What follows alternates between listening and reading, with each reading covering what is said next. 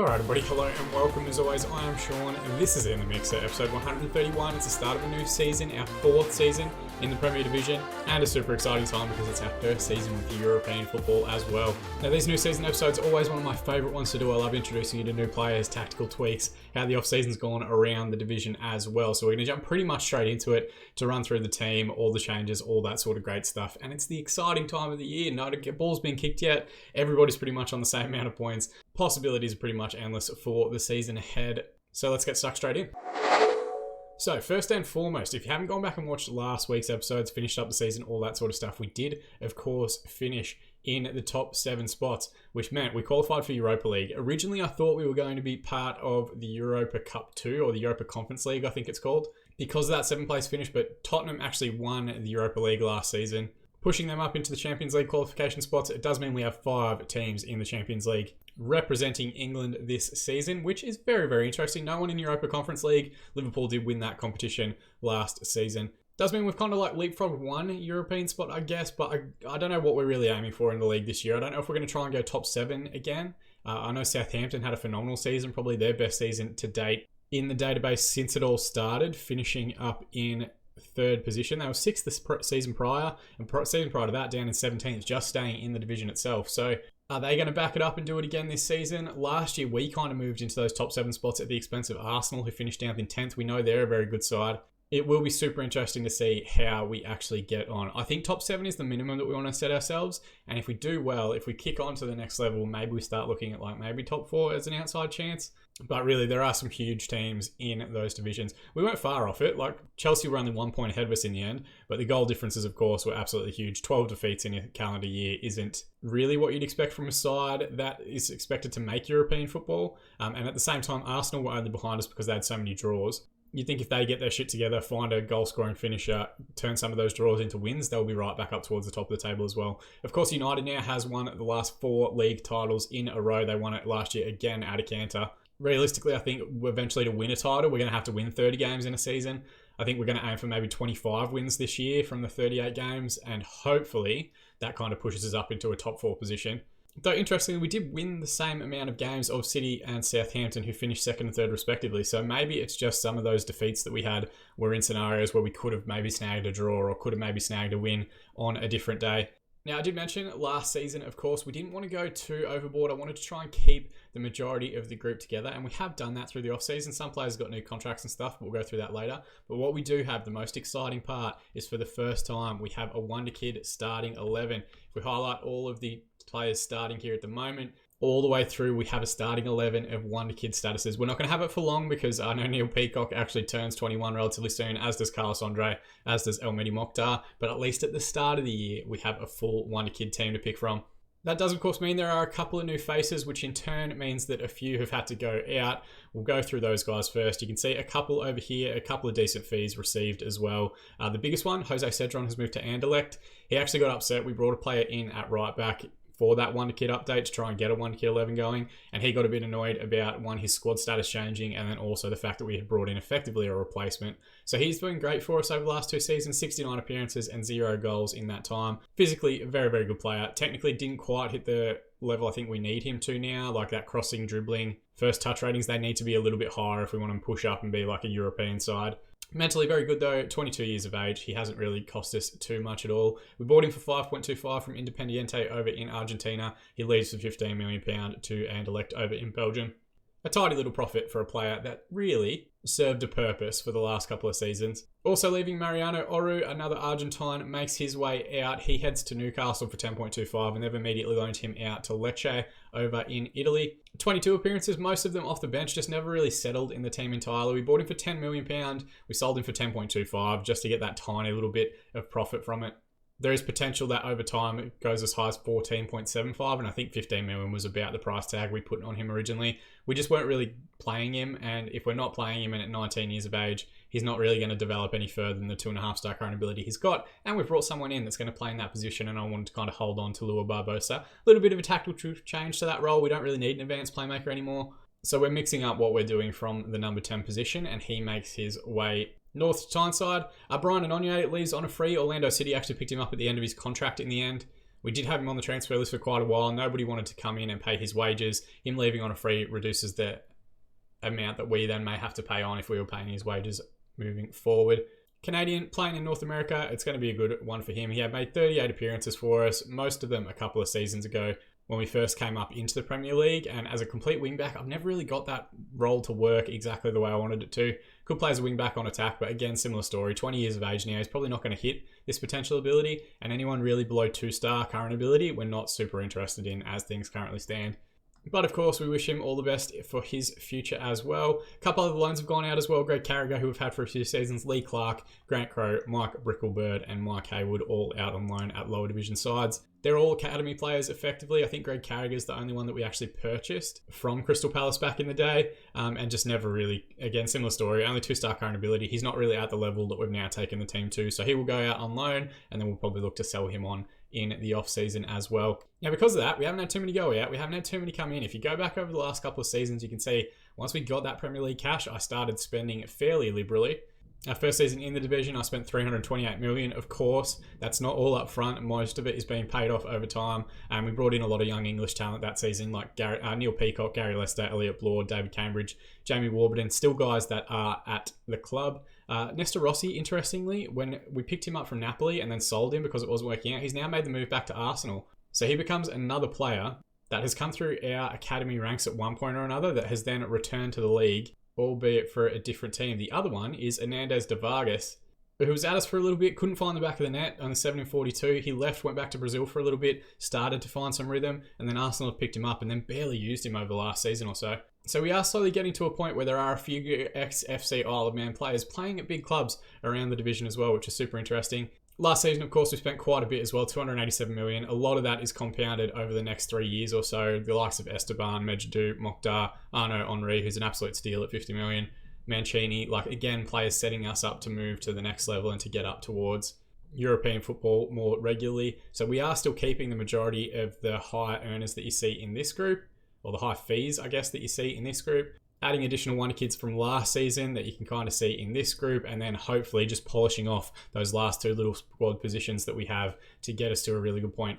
You will note there is one name that appears here twice because he was difficult to get. We'll talk about him in a moment. The first one brought in is Isaac Toos. Bristol City were relegated last season, and really I wanted like a fourth choice centre-back. When we looked at their squad and who they had, who was coming through, making youth appearances with the England national side, they had this guy, 18-year-old central defender Isaac Toos, 2-star current ability, 4-star potential. He'll be a fourth choice. If it doesn't work out, it's very low risk. I think we paid $13 million for him, structured over 2 or 3 years. We'll get that back for a player this young.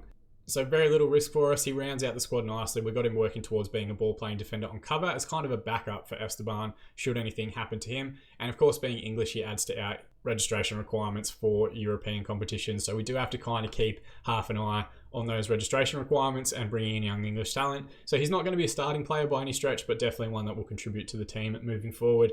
The next, our right back that has come in from Estudiantes over in Argentina, Luciano Fontana. Wonder kid right back. It was a position we really struggled to nail down last season. He's a fullback on attack as his default, so you can see he has got a little bit of an improvement in technical attributes. 12 crossing, 15 first touch is a jump up to what we previously had last season. I want to get him working as a wing back on defense so that he is kind of getting up and down the touchline a little bit more. 19 years of age, good mental attributes, decent physical attributes for what we need as well. Paid £16 million for him in the end. I think it's $6 million up front and $10 million over the next 3 years. So no massive risk. He has played football at a senior level as well. Last season was really his breakout year where he chipped in with a couple of assists across 20 appearances. Hopefully he can settle quickly and be the addition on that right-hand side that our backline kind of has needed. The next one, Estefano Osorio. We actually bought him quite a while ago. It was back in January, but because of registration rules about international movements and whatever else, he couldn't actually come and join us until his loan at Perugia ended. He joins from Juventus, of course, a Zebra in the game. £20 million, $5 million up front, 15 more over the next 3 seasons. He's going to jump in as an attacking playmaker, which is a role that we're kind of trying to do a little bit differently this season. Again, wonder kid status, 19 years of age. We've had a good record with Colombian players over the last couple of seasons. Good technical attributes. All the key things that he can do he's at least 13 of. Mental attributes also very similar. A lot of the key stuff that we want him to be able to do, he's already very, very good at and will continue to get better with over time and with regular football. And then physically has got a little bit of development in terms of his actual mobility and the way that he moves around the park. But again, he'll be playing Premier Division football. He'll be with a higher standard of coaching at the moment. I think all of that stuff is going to come with time, and we don't need him to be lightning. He doesn't have to burst past players or anything like that. Like acceleration and pace aren't super important, but his balance is very good. If we can get his agility up as well, maybe his natural fitness a little bit more improved, I think he's going to be a fantastic player pulling the strings from that number 10 position. And of course, another beautiful face from Chilled Moose, whose link is down in the comment section below. And then the last one, David Lind. Now, this guy was a struggle to get. We have kept an eye on David Lind since he first came into the game at FC Copenhagen. Randomly, an English midfielder, bobbed up in Denmark through their youth academy. I'm not sure how that happened. He slowly came through, and I think 15 years of age made his debut for FC Copenhagen. We tried to go in for him. Couldn't get him to agree terms. Man City eventually signed him for 2.2 million, and he had to wait until his 18th birthday to actually join the City Football Group. He did make a starting appearance for them, just the one last season where he did relatively well. A deep line playmaker on defend. I think he's going to be the perfect foil, kind of that more defensive tackler alongside Arnaud Henry, so that we get the most out of Henry, but also set ourselves up with a young English midfielder that's potentially going to be our midfield pivot for the next 10 years or so.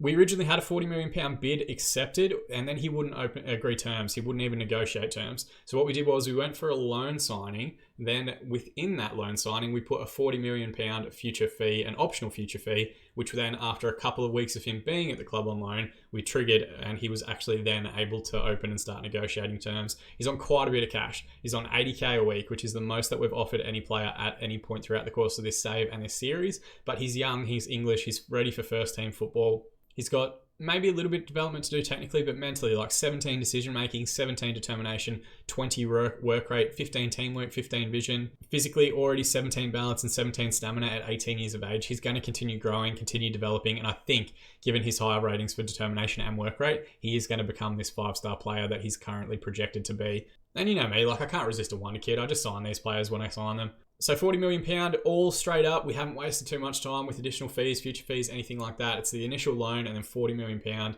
to sign him permanently. And David Lind becomes probably one of the two most important players in our team, in our structure. He takes the number 8 shirt. I've left Arnaud Henry with the number 6. But effectively, overall, the team looks like this. Mancini in goal, Fontana at right back. I've pushed Carlos Andre back to a starting role. I think he's just ahead of Connor Medjugorje in terms of what we want him to do and his overall performances for the season. So we're going to give him an opportunity, I think, this year to be that starter, to be that first choice. If it doesn't work out, Medjugorje is a year younger. We can try and drop him back in and continue his development as well. Lind and Henry as the midfield base. We've had a very great run of fantastic central midfielders. Arnaud Henry has continued his development over the off-season as well. Already at 4.5-star roll ability and current ability, he'll be a 5-star player before the end of the season, and still somehow only 19 years of age, which is just mind-boggling to me. Neil Peacock will play on the right-hand side. We'll talk more about him in a moment. Osorio will play at the 10. Larry Ortiz will continue his development on the left wing side. And Pablo Rivera, who has progressed very nicely over the last couple of months, jumping up to 3.5-star current ability, he will continue to lead the line up front. Now, we did have a couple of players also involved in the World Cup, which most recently was in China in the in-game universe, 2034. The big one was Federico Mancini, who made 6 appearances at Argentina, made it all the way through to the semi-finals. They eventually finished 4th, losing the third choice playoff to, funnily enough, a Mexico side that included Pablo Rivera. He didn't make any appearances during the World Cup, but he was in their squad. 1 cap in the build-up for, I think, in one of the friendlies before the World Cup squads were announced. He did quite well, finishing in 3rd position from a Mexico side that wasn't expected to do particularly well, and his progression has jumped up quite a bit as well. The other one, and probably the best performer of the bunch, Neil Peacock, played and started for the England side at the most recent World Cup. Still only 20 years of age. He had a phenomenal tournament, which was capped off with getting the Best Young Player award for the World Cup itself. Germany naturally dominated. I think they won the final like 5-1 or something crazy like that. But Neil Peacock, 7.85 average rating over 4 appearances, 2 goals and 2 assists during the tournament. He has had a wonderful off-season, and thankfully we've been able to keep a hold of him. The way that we've done that is offering new contracts. So both David Lind, who we already spoke about, 80k a week now, Neil Peacock, 80k a week, and now Arnaud Henry, 80k a week. Those are the 3 that we offered new deals to try and bring them across. Of the 50k club, we've got Osorio, Esteban, Mokhtar, and Mancini, all starting players. Medjugorje also on 50k a week. I think that's more reflective of the fact that we brought him from Arsenal, where Arsenal were already paying him quite a bit a week, rather than reflective of his actual status in the team. He's going to still continue working as that wing back on defend. But nothing to say if he doesn't progress, he won't get back in the starting lineup. And a fair few other players getting chunky wages in here as well. It is a relatively well-rounded squad. It is relatively well-balanced in terms of the money that they earn as well. That does, for the first time, take us off the bottom of the division itself in terms of wage expenditure. So if you look at player wage expenditure in the division itself, Fulham are now bottom of the division, £1 million a week that they're spending. We're spending 1.1 down with the likes of Blackburn. When you look at kind of like these top 7 or 8 sides, even the top 10 really, like they're all spending more than double what we are. Interesting that Southampton played as well as they did last year, only spending £2.6 million. Brighton, of course, spanked us. If you didn't watch Thursday's episode, I think it was, maybe Friday's episode, they bet the living shit out of it, which isn't a super surprise when you think that they've been spending £3.1 million a week on wages. United and City, the two biggest, £6 million apiece. Chelsea, Liverpool, Tottenham, not far behind either. That does take us through to the season preview, I guess, and it is expected that Chelsea are apparently going to win the division, which is an interesting one to me. I'll show you why in a moment. But Man United, 4 in a row. I would back them to maybe get 5 in a row. They've got the starting goalkeeper. In the Media Dream 11, they've got Cardio in midfield. They've got Julberg up top. Maybe this Chelsea side is more of a reflection of the amount of players that they have in the Media Dream 11 than anything else, where they've got 5 of that starting 11. It looks like Liverpool have got 2, and City just the 1, interestingly. Sean Brady at right back there. We are expected for the first time to not be bottom of the division. We're expected to finish in 16th position with 1,000 to 1 odds on winning the title itself. If you maybe want to go and put a sneaky bet on, if you can get a bookmaker to take it. For us, the key players that have been highlighted, Arnaud Henry and Neil Peacock, which I guess is to be expected. I think they're the 2 highest reputation players that we have at the club. You know what I've just noticed, and it's only just come up then, it's not 5 Chelsea players, it's 3 Chelsea players and 2 players from Brighton and Hove Albion. It's just a little bit of a lighter shade of blue. Arkin has been signed from Arsenal for, how much did they pay for him? £113 million Brighton have just paid Arsenal for perhaps one of their better players. I think Arkin is a phenomenal player. He scored a cracking goal against us late last season, you might remember. And then Garcia as well, over on the left-hand side, who they picked up from Bilbao a few seasons ago for £93 million. So Brighton might be a side that's been a little bit cashed up as the side, or as the seasons have continued. Maybe they've had a big billionaire takeover or something like that. But incredibly interesting to see their growth. Now, as far as transfers are concerned, there have been some big movements across the division. Theo McKernan has left Chelsea and gone to Real Madrid for £122 million. Sebastian Arkin from Arsenal has moved to Brighton for £113. Indicachea, I think is how I'm going to try and do that one, has moved from Barcelona to Chelsea, probably spending some of that Theo McKernan money. He looks to be a decent Argentine midfielder, very solid as an advanced playmaker at that number 10, who I guess is probably maybe not a response or a purchase to cover McKernan. He might be a purchase to cover Dan. Of course, Chelsea had both Dan and Tom leading the line last season, 2 very simple one-name players from Brazil. He moves to PSG. Glagola leaves Tottenham and goes to Barcelona. Carl Beck, for big money, goes from Watford over to Newcastle. Newcastle spending a bit of cash this off-season as well. And then down here in, I think, what's that? 9th spot, 9th highest transfer fee paid is the £40 million we've paid City for David Lind. Paez, also £42 million, leaves Man City and goes over to Liverpool, where he'll likely start. Another Colombian wonder kid. They've got just a factory line of wonder kids coming through. Nesta Rossi leaves Bristol to Arsenal for £38.5 million. Like, there's some big money being thrown around by a lot of these clubs and a lot of these teams. And maybe that's why Chelsea is expected to do a little bit better. They have probably strengthened and spent a bit more than most of the other sides in the division, at least the big teams. And interestingly enough, they are also the side that we're going to play in today's game. Now, I've been umming and ahhing over pre-season results about the best way to position us for the season. We have had a slight tactical tweak. I think we're still going to go with an attacking vertical tiki-taka as like our default setting. And then if we run into issues where we're playing a side who's maybe dropped off, or we're not getting much luck in behind, or our forward line isn't playing particularly well, I think we're going to drop back to a positive mentality and play just a little bit deeper. So you can see here, it's a higher defensive line and a higher line of engagement when we're in the attacking philosophy. And then when we switch over to the positive structure, it's just standard lines of engagement and standard defensive lines, so that we play a little bit deeper on the park, and hopefully teams will then start to come and try and get the ball from us, and then the vertical tiki-taka has a little bit more space in behind. That's how I think it's going to work in my head. It doesn't always translate to the match engine and how the game works. We also did last season try and have like a fluid counter tactic as our cautious mentality for away from home. Instead, what we've done is we've gone and done a Gegenpressen tactic, which is what we've been using, kind of like a lower league version of a Gegenpressen up until last year when we made those tactical changes. This is what I think we're going to employ in matches away from home in Europe throughout the course of the Europa League season. Just still a gegenpress and still getting a bit more aggressive and in their face, but from a deeper position on the park where we try and release this front three on the counter, and Osorio joining in as well. As far as player roles are concerned, we've moved to a sweeper keeper for Mancini. He's had a full season working on that role. We're now going to try and implement it in the game itself. Esteban's also been working very hard as a ball-playing defender. He's now up to very good. Still a central defender on cover as his preferred role. If it doesn't work out, we will move him back to that. But right now, we're trying to get 2 ball-playing defenders on the park next to each other and 2 wing-backs on defend either side. It does also mean the addition of David Lynn that we go, instead of 2 deep line playmakers on support alongside each other, to more of a singular midfield pivot, with him on defend duty and Arnaud Henry freed up a little bit more on that support duty to ping balls over the top. Now that we have Henry and he's playing so incredibly well, I didn't really think we needed an advanced playmaker to play at the number 10 anymore. So we've changed Osorio's role to be an attacking midfielder. Lua Barbosa can also do that role. He'll be the backup if needed on that side. And I am also kind of flirting with the idea of maybe looking at getting like a shadow striker, or maybe, even if we want to get real wide with it, a trequartista to just kind of float between the lines. But in reality, the market kind of determines what you can bring in, what you have to work with. Osorio is what we're going to go with in that attacking midfield role. But we've got stuff going on in the background that we might try and continue to work through over the season ahead. Only concern that we've got going through pre-season, Neil Peacock is out 3 to 5 weeks with broken ribs, which is a bit disappointing. It does mean Jimmy Winter will come straight in on this right-hand side. But let's jump forward now. Let's look at the 2 lineups for the game against Chelsea. We are playing away from home. It's probably foolish to go super attacking, but we're at least going to go after it. And if we go a couple of goals down, we can make our adjustments as need to. Magic vetting, we'll jump forward to the 2 lineups now. Alright, so you guys have just seen the team, but I'll run through it again just for you to see it. Mancini in goal, Mokhtar and Esteban as the defensive partnership, Carlos Andre at left wing back, Fontana at right wing back making his debut. Lindelanka midfield, playing a little bit more defensively than we did last season in that role, alongside Henri, our star player. Osorio will make his debut at the 10, hopefully joining in the attack with Rivera or Tiz on the left wing, Winter filling on the right while Peacock's out injured, and Rivera leading the line up top.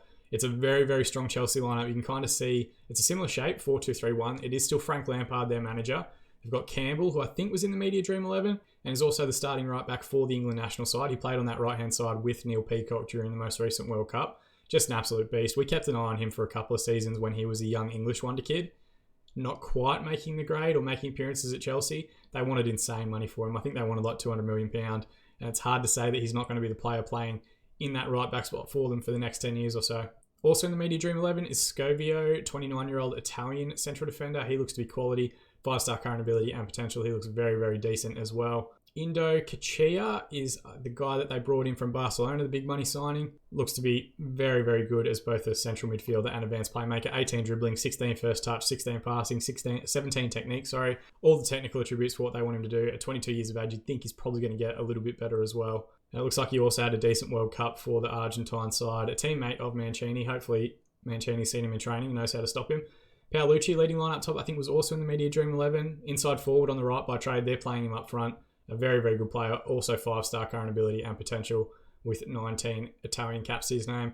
We know Dobric's quality. We know Karamoko's quality. We know they've got ability all throughout the course of this team. So not surprising that they're expected to do well in the division, but hopefully we want to be eventually able to match it with sides like this. Assertively, we're going to say we owe Chelsea after what happened in our last match. I can't remember exactly the results. I think we played them in the same week in the league and they beat us 3-1, and I think we played them in the FA Cup as well and they knocked us out 4-1. They've just had a header in the opening minute. It's just drifted beyond far post. It always looked like it was missing there. Ball back in here with Mazzari again. They're getting some early highlights, which is a concern. We are set to attacking, which is maybe a little bit bold. Maybe I need to go positive for at least the first half until we find our rhythm a little bit. Into Kachaya drives just off target. I think that's 2 shots they've had in the opening 10 minutes. If they'd have been on target, we'd be 2-0 down. So let's just drop to positive. Maybe give ourselves 30 minutes to get our bearings, get on top of the game. Wide free kick now. Dobrich to take about 40 yards out. Campbell with the flick on header, I think that was just beyond far post again. Again, they're having chances, but they're just not getting them on target. And we're not miles away, statistically speaking. Possession's about even. We've got a corner here. Ortiz to take. It's into a good area. It's going to come to Lind at the top of the box, though. Clearance header from the Chelsea defence. Henri, back to Carlos Andre. Now left to Ortiz. What can he do in a 1v1 situation? Campbell just takes the ball off him like he's not even there. Then forward to Paolucci. Now Mazzari. All the way to Goff. Don't get dragged into doing what we're trying to do to other teams. Don't commit too many men forward to the press. Campbell gets forward very quickly. Ortiz does well to get goal side and send him backwards. Mazzari in midfield finds Campbell, who stays forward. Stand him up, boys. Now to Dobrich, backstick ball towards Karamoko. It hits the bar, I think it was, and then Fontana scrambles it away. We've got to keep an eye on Karamoko. He's a very good player and very good out of the air. Stuani, now Mazzari. Winter with a good challenge, but it's going to fall to Mazzari again. Now back to Russo. Don't overcommit to the press, boys. Don't need 4 guys going to the ball in midfield. Mazzari, back to Indikache. Now Stuani overlapping on the left-hand side. Now both fullbacks getting forward with regularity. Mazzari now skipping past a couple. Good work there from Henri to get the ball clear. Goff goes to reset, but the highlight comes to an end. Got about 10 minutes remaining in the half. We're just going to demand more. If we can get through to half-time at 0-0, it's going to open the game up quite a bit in the second half. If we go in a goal down, it kind of does make it a little bit challenging. Good ball away there from Fontana. It's fallen to Mazzari, though. They just seem to have men all around the ball at the minute. And Dobrich with a hell of a strike from the wide area. Had a bit going on it. Keeper was scrambling as well. Would have been quite the goal had it found the top corner. Wide throw in. Campbell to take. Looks to cut it back to Russo. Deep ball towards Karamoko. We've got to keep an eye on that backstick ball. That seems to be causing us all sorts of issues. 2 minutes to be added on at the end of the first half, though. We're through that now. So halftime, 9 shots, 3 on target, 48% possession. 2 shots, 2 on target, 52%. I'm not sure if attacking or positive is the best way to take the second half. Let's assertively say I'm happy with the performance so far, but then maybe we also make the tweak of going attacking. You'll note that I've put these in a different order while we were selecting the team earlier. Yeah, let's do it. Screw it. You got to risk it to get the biscuit. Let's go attacking in the second half and see if we can't push on and try and snag something. You'd think as this game continues, Chelsea playing at home are going to push forward looking for a goal. Dobrich from the set piece here. Well, it's lost out by Lind, and then Dobrich puts it back stick for Zgovio. It's got a lot to do. Looks to go backwards to Campbell. Switch out wide. Dobrich finds Karamoko, and he's found the finish. Is he onside, though? We're going to check this one out. The linesman hasn't moved. I think it's going to get pulled back, and it is indeed for offside. We're a little bit of a reprieve for us on that one. We're through in our mark now, so I'm going to hit pause. I do try and limit the amount of pauses that I use, but we do need to make some changes. This attacking midfield 3 all struggling. Henri hasn't had the greatest game either, which is uncharacteristic for him. We might take off... Let's go Ortiz. We'll bring on Elliot Blore. And then let's also bring on Lua Barbosa at the 10. Bit of a seasoned vet. He might be able to offer some balance to the team. I say seasoned vet. He's 21. Like, it's not like he's some crazy age. Let's also use our Get Creative shout. And everyone seems inspired, which is good. We're up to 4 shots, 4 on target. And with 49% possession away from home. Not terrible stats. Not terrible... dominance in terms of Chelsea's chances, given that they are the home side. They've made some changes. Tom coming on for Karamoko, which does help us quite a bit. We're into the last 10 minutes. We might also make that last sub. So I'm going to hit pause again. We don't have a right wing option, so we might leave Jimmy Winter out there. Saying Rivera is also not having a great game. Fontana's not having the best game. Let's take off Rivera and go Scott Phillips, who I think hasn't scored in about 10 games, but maybe this is the chance. And if he gets a chance out of the air, we might be in good position. We're going to demand more as well, just to give everyone some focus through to full time. There's 4 additional minutes to be added on here. It feels like it's been a very tense second half, but maybe attacking is a little bit better suited for us. Blore with a chance from a corner here towards Phillips. It's clipped away into Cacheo with the ball forward to Linares. And they're sending it out wide right for Cordy. You can see a few of the subs have come on for Chelsea. Deep ball towards Tom backstick, and they've found the finish. It's a hell of a goal, to be fair. Like, one that's a phenomenal cross from Cordy. And then Tom with a fantastic finish. It clips the upright just to give it that little bit of extra, what do you call it? I don't know, sparkle, razzle dazzle, whatever you want to say. Great ball from Cordy. And he just meets it first time, half volley, smashes it into the upright, and it crosses the line. 95th minute heartbreak. After 4 minutes of additional time, we're scheduled to be added on. I've got to give them credit. Chelsea are a good team, and it was a cracking goal, but Jesus, that's frustrating. 12 shots, 6 on target, 53% possession for Chelsea. 7 shots, 4 on target, 47% of the ball for Isle of Man. Mancini, best player for us, 6.9. Probably says a lot about our performance that the highest average rated player we had was our keeper, and it was a 6.9 match rating. A few 7s, 7.1s, and Tom will come off the bench and get a 7.2 for that goal. Passionately, we're going to say, calmly, let's say, unlucky boys. Would have been nice to win. They are a good team. Stamford Bridge is a tough place to travel. It does see us drop down to 14th spot. An opening day defeat. Not the end of the world, though. You see here, youthful FC Isle of Man coming start. Wonder Kid at 11 hasn't quite done it for us just yet. Actually, I say that. Peacock hasn't started yet, so we haven't had a full Wonder Kid 11 actually out there on the park at any point. And you can see debuts for Lind, Fontana, and Osorio. Now, looking forward, and that's always the exciting thing about this save, is that we always get to look forward. We have got Europa League football coming up in the next couple of weeks. I think what we'll do is we'll play Aston Villa, West Ham, and Leicester offline. And then I'll come back and do the game against Liverpool away at Anfield. And then hopefully, depending on how the draw goes, which I don't think we find out for a couple more weeks. Yeah, we don't find out the draw until before the Leicester game. Hopefully we get a decent draw, and hopefully that in turn means that we get a home tie or maybe an away tie, whatever it's going to be. It's our first European game. We want to try and bring that in the course of the series, regardless of what happens. So, not the ideal result to start the season, but it is a long season. We're going to get other opportunities to pick up points throughout the course of the year, and we do have a nice little run of games that I think we can win all three. You guys have to tune in throughout the rest of the week to see how we go as the season goes on. If you wanted to go that extra mile, support the channel, support the content that little bit more, you can drop a like on this video. You can also subscribe to the channel to be kept up to date on all of our future videos as they continue to be released. But more than anything, I just appreciate you guys watching. That's the part that means the most to me. As always, I've been Sean, and I'll see you all again in the mixer.